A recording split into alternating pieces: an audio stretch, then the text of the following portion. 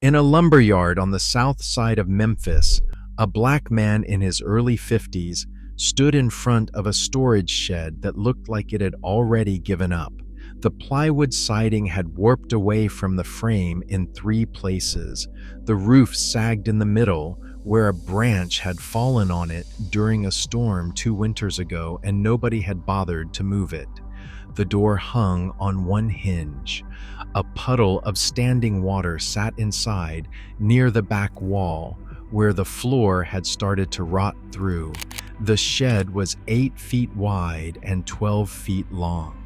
It sat at the end of a row of 7 identical structures behind the yard office, between stacks of bundled pine and a rusted forklift that had not moved in months. The yard manager wanted $300 for it. That was not a negotiated price. That was the scrap value of the corrugated metal roof and the hardware still bolted to the frame. The shed had been scheduled for demolition at the end of the month. Nobody had asked about it. Nobody had even looked at it twice. The man pulled a Ziploc bag out of his coat pocket. Inside were bills folded into a tight square. He unfolded them on the tailgate of a pickup truck parked nearby and counted them out. 20s, 10s, 5s, a few ones, $314. Everything he had saved over 7 months of day labor. The yard manager watched him count it, then took $300 and told him to keep the rest. He shook the man's hand and asked what he planned to do with it. The man said he was going to live in it. His name is Darnell Price. What he built inside that shed over the next 15 months is one of the most quietly remarkable things documented in this series. But to understand why this moment mattered, you have to understand where Darnell was standing before he stood in that lumber yard. For almost 3 years, Darnell had been sleeping under the Interstate 240 overpass on the southeast side of Memphis.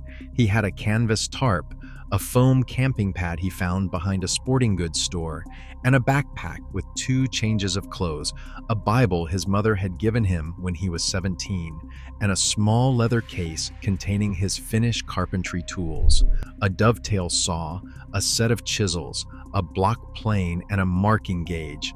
Darnell had not always been homeless. He had worked as a finished carpenter for 22 years in Memphis. Crown molding, custom cabinetry, stair railings. He was the kind of craftsman contractors called when the client wanted something done right. He could joint 2 pieces of oak together so cleanly you could not feel the seam with your fingernail. He had built kitchens in homes worth $500,000. Then his back gave out. A fall from a scaffold on a renovation site in Midtown left him with 2 herniated discs and a contractor who denied he had ever been on the payroll. No workers' compensation claim, no insurance, no income. The savings ran out in 4 months. The apartment went 2 months after that. The truck got repossessed on a Tuesday morning while he was at a free clinic waiting to see a doctor about the pain in his spine. He tried the shelter system. The Memphis Union Mission had beds, but the curfew started at 7 in the evening. Day labor pickups for construction crews happened at 5 in the morning, and most shifts did not end until after 6 in the evening. If Darnell took a shelter bed, he lost the ability to work. If he kept working, he lost the bed. The math did not leave room for both.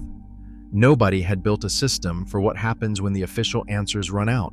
So Darnell built his own. He chose the overpass because he could keep working from there.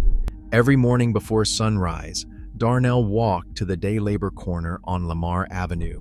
Contractors driving trucks would pull up looking for men who could carry lumber, swing hammers, or clean job sites.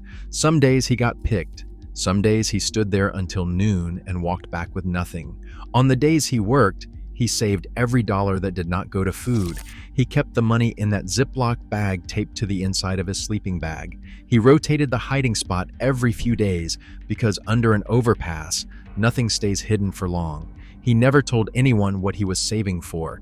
He was not entirely sure himself. He just knew that if he stopped saving, he would stop believing there was a reason to keep going.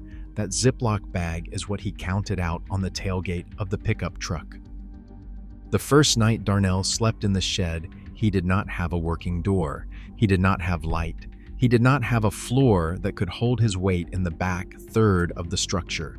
He laid his camping pad on the section of plywood that still felt solid, wrapped himself in his tarp, and stared up at the sagging roof. Rain started around midnight and dripped through in 4 different spots. That night, he made a decision. He was not going to be a man who slept in a rotting shed. He was going to turn this rotting shed into a home. He had no money for materials. He had no plan. What he had was 22 years of building things for other people with his hands, a leather case of finished carpentry tools, and a lumberyard owner who told him he could stay on the lot as long as the shed looked the same from the outside as every other shed in the row. That last condition turned out to be the most important rule of the entire project. The shed had to be invisible. It had to look abandoned. It had to look like something nobody would ever want to open. The next morning, Darnell started tearing out the rot. The first 2 months were demolition and structure. He pulled out every piece of damaged plywood and stacked it outside. He reinforced the frame with lumber he collected from demolition sites across South Memphis. He walked neighborhoods where old houses were being torn down and offered to clean the site in exchange for whatever wood he could carry. A foreman at a job site on South 3rd Street let him take oak flooring from a bungalow that was being leveled. A church renovation on Elvis Presley Boulevard was throwing out pine pews that had been cut apart. He carried the wood back to the lumber yard on foot, sometimes 4 miles each way, sometimes making 3 trips in a single day. He replaced the sagging roof with sheets of corrugated metal salvaged from a carport that had been torn down 2 blocks from the yard. He sealed every joint with roofing tar he found in half-empty cans behind a hardware store. He rebuilt the floor using pallet wood he pulled apart nail by nail and sanded smooth with a hand block. By the end of month 2, the shed had a solid frame, a dry roof, and a floor you could stand on without wondering if your foot was about to go through. Then came the part that changed everything. The thing that separated what Darnell built from every other improvised shelter documented in this series: the sawdust. Here is what most people do not know about sawdust. When you mix sawdust with a small amount of Portland cement and water, compress the mixture into panels, and let it cure, the result is a lightweight, rigid board with genuine insulating properties. The air pockets trapped inside the compressed sawdust fibers slow heat, transfer the same way fiberglass insulation does. The cement binder makes the panels rigid enough to mount between studs. And the raw material, the sawdust itself, is something that every lumberyard, cabinet shop, and millwork operation in America throws away by the ton every single week. Darnell had spent 22 years working with wood. He knew sawdust. He knew which species packed tighter and which ones held moisture. The idea came from years of watching it pile up on job sites and wondering why nobody used it. He built a form out of scrap plywood, 2 feet by 4 feet, 3 inches deep. He mixed sawdust from the yard's planer waste bin with Portland cement at a ratio of roughly 8 parts sawdust to 1 part cement, added water until the mixture held its shape when squeezed, packed it into the form, and pressed it flat using a piece of plywood weighted down with cinder blocks. After 48 hours of curing in the sun, he pulled out a rigid panel that weighed less than half of what a concrete block weighs and insulated nearly 3 times as well as bare plywood. The method is not complicated. The method is specific. And the difference between complicated and specific is the difference between knowledge that sounds impressive and knowledge that actually keeps you warm. He made 40 of those panels over the next 6 weeks. Every one of them was free except for the cement, which cost him $12 for a 94-pound beam that lasted through the entire project. He packed the panels between the wall studs of the shed, filling every cavity from floor to ceiling. He covered the interior face with the pine paneling from the demolished church pews. The wood still smelled faintly like old hymnals. By month 5, the shed stayed warm on nights when the temperature outside dropped into the low 40s. Darnell slept without his tarp for the first time in 3 years. His back stopped hurting in the mornings because the insulation held enough warmth that his muscles were not seizing up overnight from cold. He told someone later that the first morning he woke up warm, he just lay there for 20 minutes because he had forgotten what it felt like to not be in pain when he opened his eyes. But the insulation was only the first application. The same mixture packed denser and cured longer could be shaped into structural blocks. He used them to build a raised platform for his bed, a countertop base, and a step at the entrance to keep rainwater out. The blocks were ugly, but they were strong. They were free, and they worked. Pay attention to this next detail because it explains everything about why this build lasted as long as it did. The yard manager's rule about the exterior looking unchanged meant that every improvement Darnell made was invisible from the outside. The warped plywood siding stayed exactly where it was. The door still hung on one hinge, but Darnell had installed a second door behind it. A solid frame door built from oak flooring that swung inward and locked with a deadbolt. From the outside, the shed looked condemned. From the inside, it was becoming a home. Water came next. Darnell built a rainwater collection system using the corrugated metal roof he had already installed. The natural channels in the corrugation directed water toward a gutter he fashioned from a section of aluminum downspout he found behind a roofing supply company. The gutter fed into 2 30-gallon plastic drums from a restaurant that was throwing them out. He built a filtration system inside a 5-gallon bucket using layers of sand, crushed charcoal from a barbecue supplier, and a piece of clean cotton fabric at the bottom. For hot water, he found a small propane camp water heater at a yard sale for $15. He rigged it to feed a garden sprayer nozzle mounted in a curtained-off corner at the back of the shed. The first time Darnell took a hot shower in his own space, he stood it under the water for almost 30 minutes. He had not had a private shower in over 3 years. He said afterward that he did not realize how much he had been carrying until the hot water hit his shoulders, and he felt his whole body let go of something he could not name. That was the moment, Darnell says, when the shed stopped being a shelter and became a home. Power came through a trade. A homeowner in Whitehaven needed 200 feet of cedar fence repaired. Darnell worked 2 full weekends on the fence. In exchange, the homeowner gave him a 100-watt solar panel that had been sitting in his garage since a home improvement project he never finished. A retired electrician named Mr. Garner heard about Darnell from the yard manager. He came by on a Saturday morning with a toolbox and a deep cycle marine battery he had pulled from a boat he no longer used. Mr. Garner wired the entire shed over 2 weekends.